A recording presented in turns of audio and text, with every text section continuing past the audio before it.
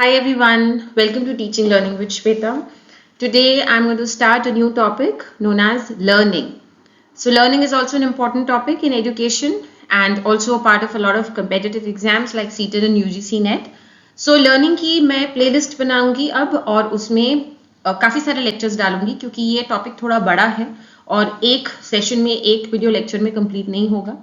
तो आज का जो हमारा टॉपिक है, आज का जो लेक्चर है वो सिर्फ इंट्रोडक्शन है.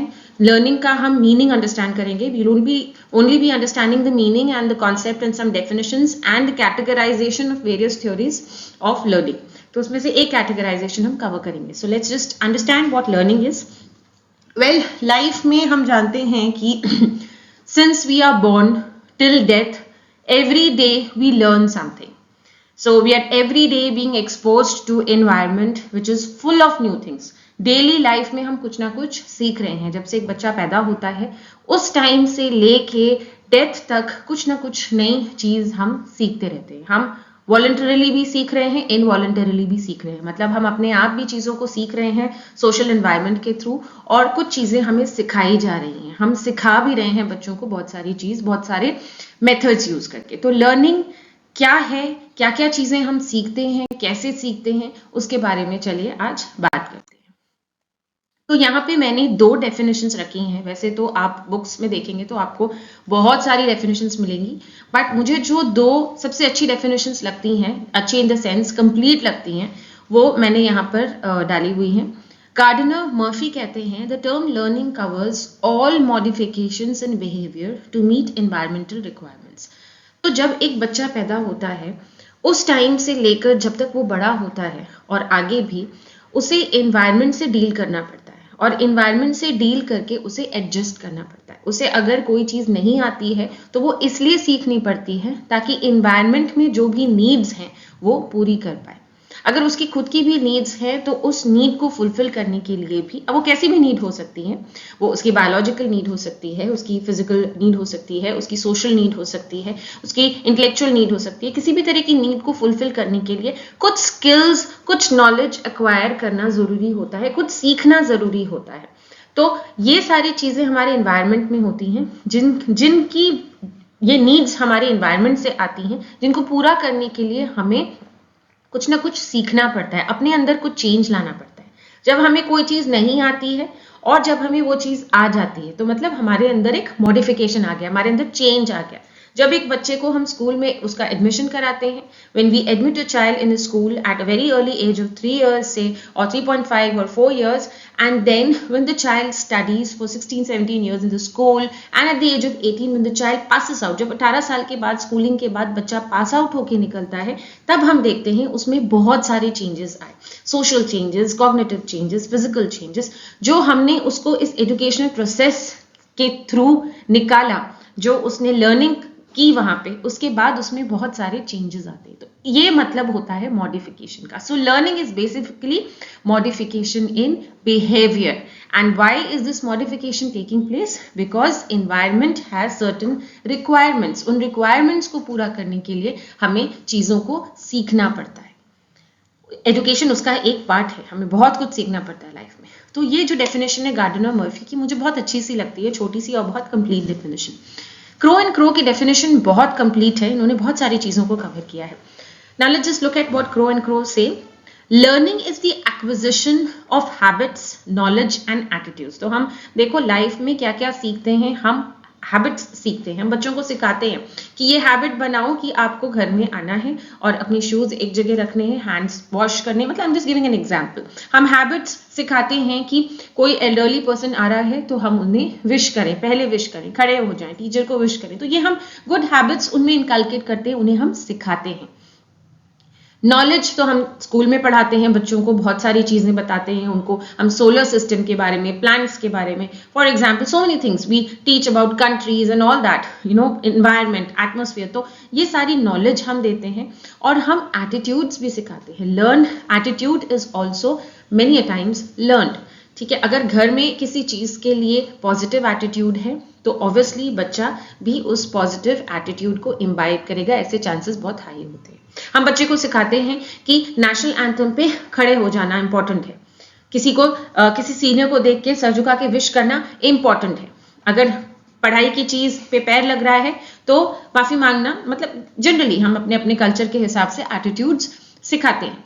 तो एटीट्यूड, नॉलेज, हैबिट्स, ये सारी चीजें हम लर्न करवाते हैं या लर्न करते हैं।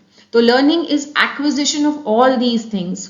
इतना ही नहीं, किसी न्यू चीज को सीखना ही नहीं, बल्कि किसी काम को नए तरीके से करना, new ways of doing things and overcome obstacles. हम लर्निंग इसलिए भी करते हैं, हम कोई चीज इसलिए भी सीखते हैं ताकि हम अपनी परेशानियों को ओवरकम कर सकें।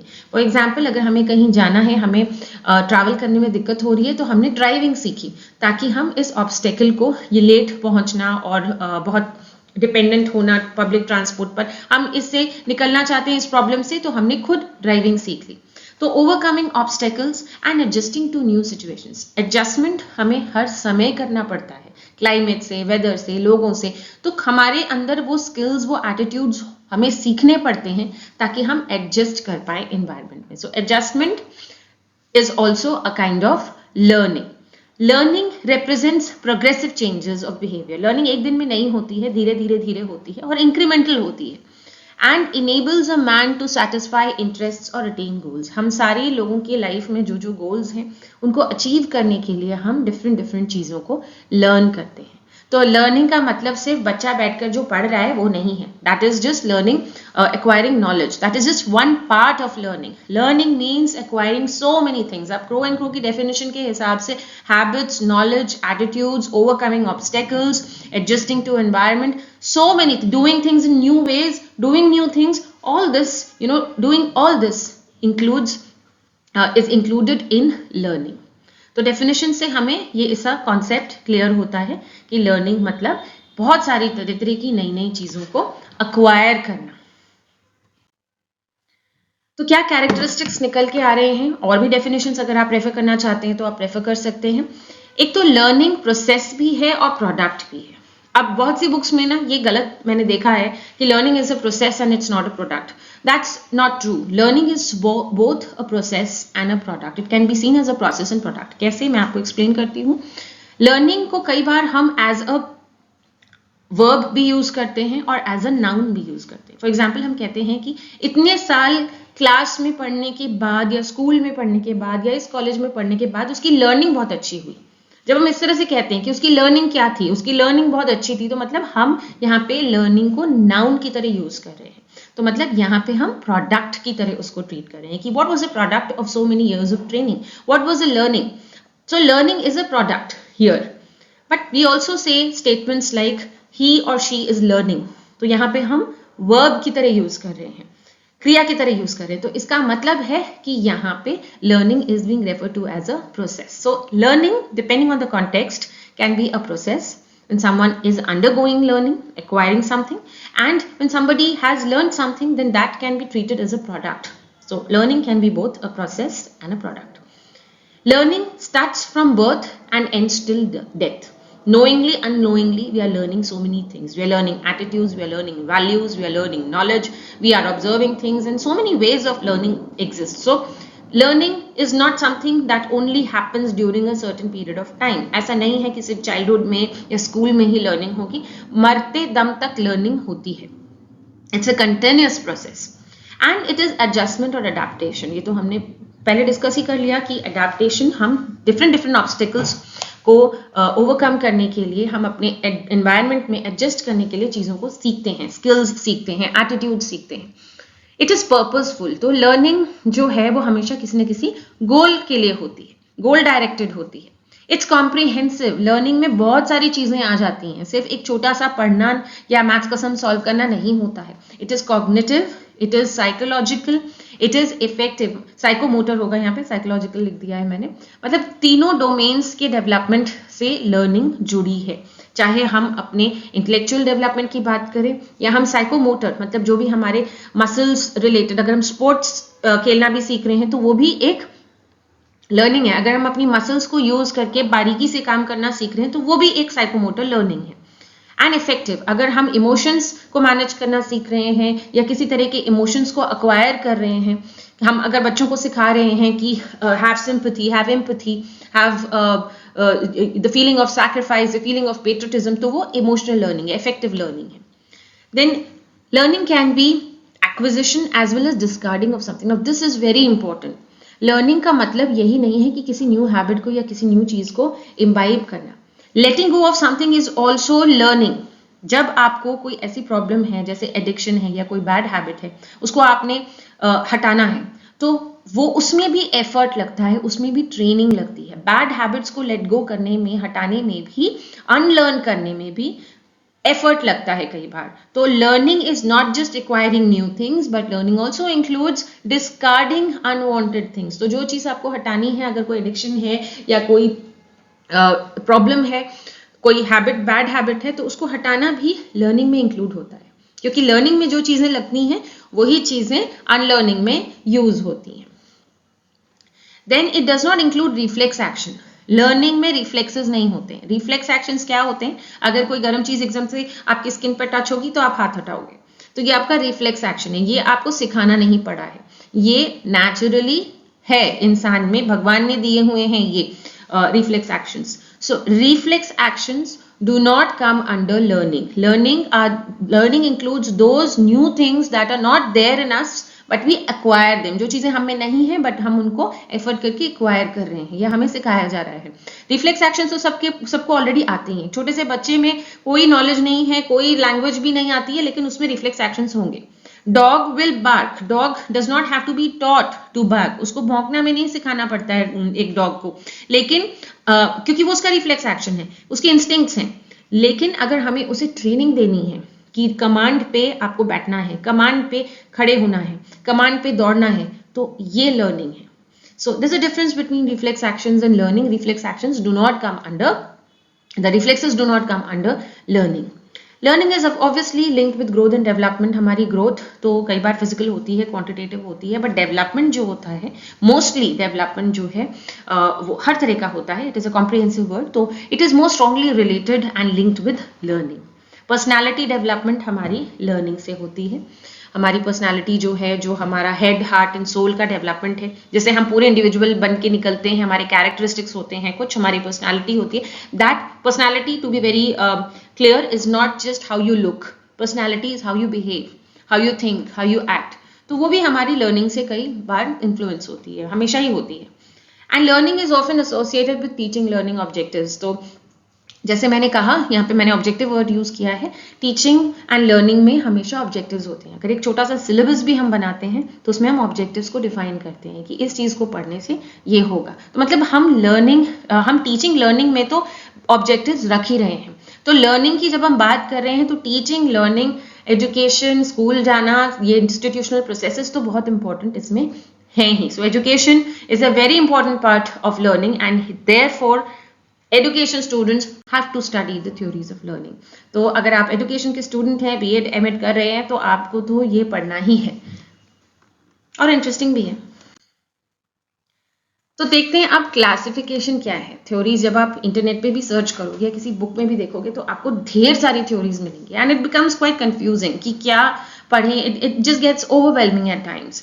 So therefore, it's to just make it simple, I have put it under two categories. How to classify the theories of learnings, because there are so many, n number of learnings. In fact, psychology is full of theories, and all theories, they seem right and they seem applicable, and that's true. तो कैसे इसको classify करें?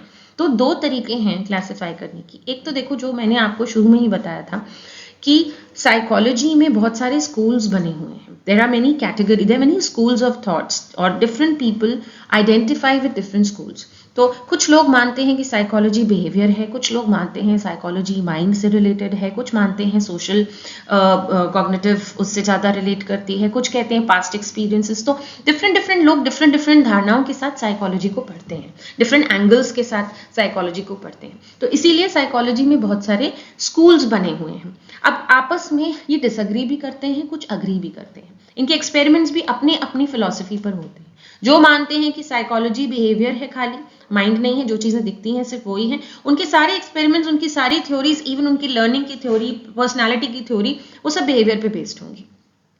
जो मानते हैं कि psychology cognition से ही related है, जो माइंड में है, और बिहेवियर से नहीं रिलेटेड है, उनकी सारी थ्योरीज, लर्निंग, पर्सनालिटी, इंटेलिजेंस, सब कुछ जो है वो माइंड से रिलेटेड है। तो इस तरह से बहुत सारे स्कूल्स बने हुए हैं, तो लर्निंग भी उन स्कूल्स के हिसाब से हम क्लासिफाई कर सकते हैं।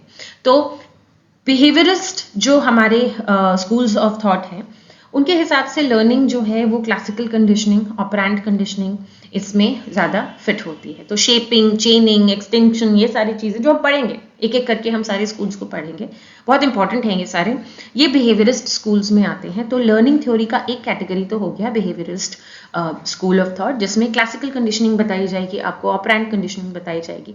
फिर एक आता है सोशल का ग्रुप, जिसमें आपको सोशल लर्निंग, ऑब्जर्व करना, टीचर की इंपॉर्टेंस, जिसमें वाइगॉट्स्की वगैरह आएंगे, सोशल कॉग्निटिव थ्योरीज आएंगी, बैंड्यूरास की थ्योरी आएगी, ऑब्जर्वेशनल लर्निंग आएगी कि देख के हम सीखते हैं लोगों को, ये वाली थ्योरीज का एक अलग कैटेगरी बनी हुई है।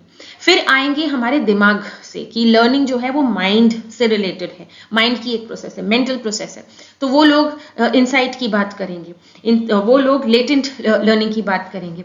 तो बहुत तरह के स्कूल्स बने हुए हैं, साइकोडायनेमिक है, तो हम बहुत सारे इस तरह के स्कूल्स ऑफ थॉट्स के बेसिस पर एक एक करके वो थ्योरीज पढ़ेंगे। दूसरा तरीका है क्लासिफाई करने का कंटेंट ऑफ लर्निंग, कि हम क्या सीख रहे हैं based on the material that is learned. क्या हम लैंग्वेज सीख रहे हैं, क्या हम बोलना सीख रहे हैं, क्या हम कोई स्किल सीख रहे हैं जिसमें मसल्स यूज हो रही हैं जैसे स्पोर्ट्स या ड्राइविंग, क्या हम कोई इमोशन सीख रहे हैं, रिस्पेक्ट करना बड़ों को, वैल्यूज सीख रहे हैं, क्या हम सिर्फ दिमाग की चीजें, प्रॉब्लम सॉल्विंग, रीजनिंग, ये सब सीख रहे हैं, क्या हम सीरियल वाइज सबको लगाना, सीक्वेंसिंग सीख रहे हैं, क्या हम एसोसिएशंस फॉर्म करना सीख रहे हैं, हम क्या सीख रहे हैं, उसके बेसिस पर भी कुछ क्लासिफिकेशन है जो मैं इस लेक्चर में कवर करूंगी, क्योंकि ये छोटे हैं, इजी हैं, उसके बाद हम एक एक करके कॉम्प्लेक्स थ्योरीज पर मूव करेंगे। तो ये दो तरीके हैं क्लासिफाई करने के, और भी तरीके आपको मिल सकते हैं, बट मैंने इनको दो तरीकों में क्लासिफाई किया है। So on the basis of content of learning, कि हम क्या लर्न कर रहे हैं, let's look at the classification. Verbal learning, तो जैसे कि वर्बल वर्ड का मीनिंग है, verbal is related to communicating, मतलब लैंग्वेज का यूज। तो जब हम कोई लैंग्वेज सीख रहे हैं, या तो हम लैंग्वेज अपने आप सीख रहे हैं या हमें सिखाई जा रही है, सो लैंग्वेज, कम्युनिकेटिंग, साइंस और सिंबल्स के थ्रू भी हम कम्युनिकेशन सीखते हैं और करते हैं। For example, a child is taught that whenever there is a red light then you have to stop, whenever there is a green light you have to go. So ये science हैं, symbols हैं, किसी चीज का कोई symbol बना हुआ है तो वो बच्चा, हम उसे समझाएंगे कि इस सिंबल का ये मीनिंग होता है। वर्ड्स, मेमोराइजेशन, साउंड्स, बेल बजेगी तो क्लास से आपको जाना है, लंच ब्रेक हो गया है, तो ये सारे, बेल बजी है तो मतलब क्लास में आके बैठना है, तो ये सारे जो हैं ये कम्युनिकेशन के तरीके हैं, ये भी हम, ये वर्बल लर्निंग में आते हैं। तो words, language, communication, sound, sign, symbols, memorisation, ये सारी चीजें वर्बल लर्निंग में आती है। तो ये एक कैटेगरी होगी। सेकेंड है मोटर लर्निंग, ये हमारे स्किल्स से रिलेटेड है, मसल्स से रिलेटेड है, मूवमेंट से रिलेटेड है। तो जब हम स्विमिंग, राइडिंग, बाइक राइडिंग या ड्राइविंग या कोई स्पोर्ट खेलना सीखते हैं, तो ऑब्वियसली हम मसल्स को यूज करके उनको मैनेज करना सीखते हैं, तो that is motor learning. And जब हम कोई एक्सपेरिमेंट्स करते हैं जिसमें बहुत प्रिसिशन लगता है, एकदम बारीकी से लगता है, कोई सर्जरी कर रहे हैं, उसमें भी बहुत प्रैक्टिस चाहिए होती है, सर्जरी सीखने में भी बहुत मसल मूवमेंट होता है, बहुत अटेंशन चाहिए होता है, सिर्फ ब्रेन का ही नहीं, उसमें मसल्स का भी बहुत रोल होता है, तो हर कोई नहीं कर सकता बहुत परफेक्टली, इसके लिए बहुत मोटर ट्रेनिंग चाहिए होती है। तो ये सारी जो चीजें हैं जो हम सिखाते हैं या सीखते हैं through using our muscles, then that kind of learning is motor learning. तो यहाँ पे कंटेंट क्या है, using our muscles. Effective learning, तो हम जब बच्चों को वैल्यूज सिखाते हैं, रिस्पेक्ट सिखाते हैं, इमोशनल चीजें जब हम सिखाते हैं, अब बच्चे खुद भी सीखते हैं बहुत सारी ये चीजें, लेकिन पेट्रियोटिक सॉन्ग्स हम बच्चों को क्यों बचपन से सिखाते हैं, पेट्रियोटिक कविताएं, ये जो देशभक्ति की कविताएं हैं, ये हम क्यों बताते हैं उनको, ताकि उनमें भी देश के प्रति प्यार जगे, ताकि उनमें भी ये फीलिंग्स आए, ये पॉजिटिव इमोशंस आए, सिंपैथाइज करना, ये सब इमोशनल लर्निंग, इमोशनल क्वोशंट उनका हाई हो। जैसे लोग कुछ होते हैं जो छोटी छोटी बातों में ब्रेक डाउन कर जाते हैं, रोने लगते हैं, तो हमें बच्चों का EQ, जो इमोशनल क्वोशंट है, वो भी हाई करना है, तो ये भी सिखाते हैं।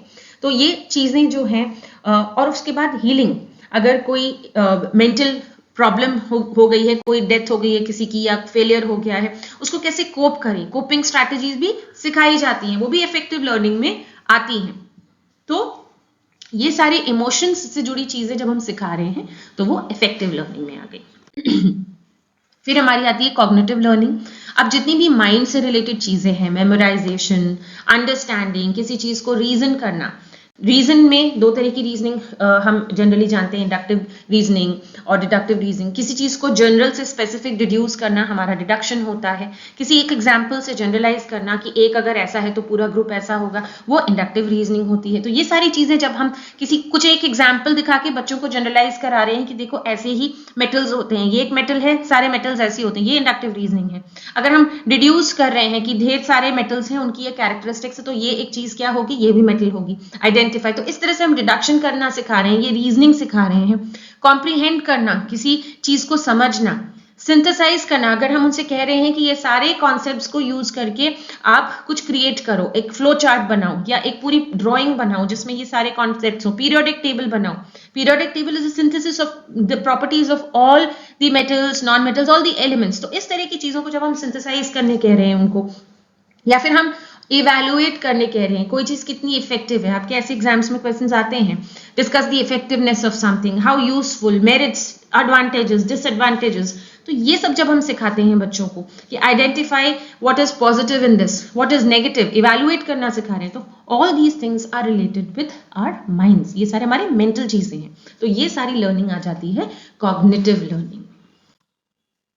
कॉन्सेप्ट लर्निंग को भी हम कॉग्निटिव लर्निंग में रख सकते हैं, क्योंकि कॉन्सेप्ट्स होते तो हमारे दिमाग में ही हैं। जब हम कैटेगरीज सिखाते हैं, जैसे बच्चे को हम बचपन से सिखाते हैं कि ये एनिमल्स हैं, ये बर्ड्स हैं, ये इनकी ये स्पेशलिटी है, they have feathers, and animals, mammals, they give birth to young ones. तो इस तरह का हम क्लासेस सिखा रहे हैं। हम रिलेशनशिप भी बता रहे हैं कि एक ग्रुप का दूसरे ग्रुप से क्या रिलेशनशिप है। हम फाइलम्स बता रहे हैं उनको। और हम सिर्फ एनिमल्स और लिविंग बीइंग्स ही नहीं, इन नॉर्मल लेमैन अपनी नॉर्मल लाइफ में भी हम डिफरेंट इवेंट्स, लोगों की क्लासिफिकेशंस बताते हैं कि ये यहाँ के लोग हैं, ये इस कंट्री के लोग हैं, ये ठंडी जगह में रहने वाले लोग हैं, ये गर्म जगहों में रहने वाले लोग हैं, ये एनिमल्स। तो इस तरह के जब हम कैटेगरीज सिखाते हैं, क्लासेस सिखाते हैं, किसी एक चीज का कॉन्सेप्ट बताते हैं, जैसे कि आज मैं आपको लर्निंग का कॉन्सेप्ट बता रही हूँ और उसकी क्लासिफिकेशन बता रही हूँ, तो ये भी एक कॉन्सेप्ट है। तो इस तरह के कॉन्सेप्चुअल लर्निंग भी हम कई बार देते हैं बच्चों को। So that's also one kind of learning and it can be placed in under cognitive learning. बहुत सी बुक्स में इसको cognitive learning में रखा गया है, बहुत सी बुक्स में अलग से भी किया गया है। सीरियल लर्निंग, इसको भी हम चाहें तो cognitive में लिख सकते हैं। जब हम बच्चों को सिखाते हैं लर्निंग इन सिक्वेंशियल ऑर्डर, सीक्वेंस, असेंडिंग, छोटे से बड़ा या एक से लेके एक के बाद एक, इंक्रीजिंग ऑर्डर में, इस तरह से जब हम चीजें बताते हैं, जैसे कि कोई इवेंट्स हैं, सपोज अवार्ड्स, सबसे पहला अवार्ड कब मिला, सेकंड अवार्ड किसको मिला, सबसे पहले प्रेसिडेंट कौन थे, सेकंड प्रेसिडेंट या सेकंड प्राइम मिनिस्टर कौन थे, लास्ट प्राइम मिनिस्टर अभी लेटेस्ट कौन है। इस तरह की जब हम सीक्वेंस में चीजें बताते हैं या हिस्टोरिकल इवेंट्स में बताते हैं कि ये सीक्वेंस है, इस तरह के जब हम याद कराना सिखा रहे हैं, या आप मैथ्स में भी देखें तो टेबल्स जो है वो सीक्वेंस में बढ़ते हैं। अगर वो सीक्वेंसिंग नहीं आएगी तो बच्चों को आगे का भी नहीं आएगा। तो sequential learning और serial learning is also a kind of learning। जैसे कि आप अरेंज करने कह रहे हैं बच्चों को, छोटे बच्चों को जब हम कहते हैं अरेंज इन इंक्रीजिंग ऑर्डर, तो वो भी एक तरह की सीरियल लर्निंग हम सिखा रहे हैं। प्रॉब्लम सॉल्विंग, ये तो कॉग्निटिव में ही आता है, बट मैंने देखा है जनरली ये बुक्स में अलग से लिखा होता है, तो इसको मैंने अलग से ले लिया है, but it is also cognitive, purely cognitive. तो जब हम कोई प्रॉब्लम सॉल्व करना सिखा रहे हैं, अब ब्लूम्स टैक्सोनॉमी की बहुत चीजें इसमें आ जाती हैं, इसमें हमारी कॉग्निटिव एबिलिटीज लगती हैं कि हम सोच रहे हैं, अप्लाई कर रहे हैं, ऑब्जर्व भी कर रहे हैं, हम रीजन कर रहे हैं, हम सोच रहे हैं कि ऐसा क्यों हो रहा है, और डिडक्टिव इंडक्टिव रीजनिंग कर रहे हैं, किसी प्रॉब्लम को सॉल्व कर रहे हैं। जरूरी नहीं है कि वो मैथ्स की प्रॉब्लम ही हो, साइंस की प्रॉब्लम ही हो सकता है वो जनरल लाइफ की प्रॉब्लम भी हो। तो जब हमने इंसाइटफुल लर्निंग पढ़ी थी कोहलर की, तो उसमें हमने देखा था कि इंसान जो चिंपैंजी था उस एक्सपेरिमेंट में, उसने अपने सारे आसपास के रूम को देखा था, उसका खाना ऊपर लटका हुआ था, तो उसने देखा क्या क्या रिसोर्सेज है मेरे पास बॉक्सेस हैं और लकड़ियां हैं, तो उसने बॉक्सेस रखी, उसके ऊपर चढ़ के लकड़ी से अपना खाना निकाल लिया। तो मतलब उसने सारी चीजों को ऑब्जर्व किया, दिमाग लगाया और प्रॉब्लम को सॉल्व किया। उसके दिमाग में एक आइडिया आया, उसने प्रॉब्लम को सॉल्व किया। तो ये सारी चीजों को भी हम बच्चों को जब ऐसी सिचुएशंस में डालते हैं, जब वो सिचुएशंस को ऑब्जर्व करें, रिसोर्सेज को देखें, एनालाइज करें कि हमारे पास इस प्रॉब्लम को सॉल्व, प्रॉब्लम आई है उसको सॉल्व करने के लिए मेरे पास रिसोर्सेज क्या हैं, और उसको यूज करके, आइडियाज यूज करके वो प्रॉब्लम को सॉल्व करते हैं, तो ये भी हम प्रॉब्लम सॉल्विंग सिखाते हैं बच्चों को. So that's also a kind of learning, and I frankly put it completely under cognitive learning because the theories हमारी support करती हैं कि ये cognition से related है, but you can deal with it separately also. Then the last kind of learning that I have taken up is a paired associate learning. अब paired associate learning में क्या होता है कि हम बच्चों को associations सिखाते हैं. जैसे कि छोटे बच्चे को हम सिखाएंगे कि dog is animal, या this animal is mammal, parrot is bird, cat associate कर देते हैं milk से, हंगर एसोसिएट कर रहे हैं फूड से. तो इस तरह के एसोसिएशंस हम सिखाते हैं. Flag patriotism, national anthem patriotism, standing up. तो इस तरह से हम एसोसिएशंस भी हम सिखाते हैं. तो जब हम पावलोव की थ्योरी पढ़ेंगे तो उसमें हम एसोसिएशंस देखेंगे कि किस तरह से एसोसिएशन हो जाते हैं. कि घंटी बजाते ही डॉग को लगने लगता है कि उसे खाना मिलेगा, तो उसने बेल को एसोसिएट कर दिया फूड से. तो इस तरह की चीजें हम पढ़ेंगे जब हम आगे की थ्योरीज पढ़ेंगे. तो associations, forming associations is also a kind of learning, and we try forming good associations, healthy and pleasurable associations to make learning better and faster. तो कई बार हम ऐसे जानबूझ के कोशिश करते हैं कि अच्छे एसोसिएशंस, प्लेजर वाले एसोसिएशंस बने बच्चों के, खासतौर से, ताकि लर्निंग ईजी हो जाए और जल्दी हो जाए. तो ये मेरा आज का डिस्कशन था ऑन क्लासिफिकेशन ऑफ लर्निंग. तो हमने ये सीखा आज की लर्निंग बहुत तरह की होती है. बहुत सारी चीजें हम लाइफ में continuously from birth to death सीखते रहते हैं, और सिर्फ पढ़ाई की चीजें नहीं हैं, बहुत सारी चीजें, स्किल्स हैं, इमोशंस हैं, वैल्यूज हैं, पढ़ाई की चीजें तो आती ही हैं. तो वो सारी चीजें मैंने आज कवर करने की कोशिश की है, और लर्निंग एक पर्पसफुल एक्टिविटी है.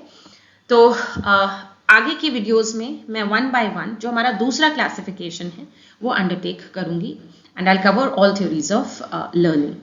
So thank you, stay connected, subscribe my channel for more content on various subjects of education. Thank you, have a nice day.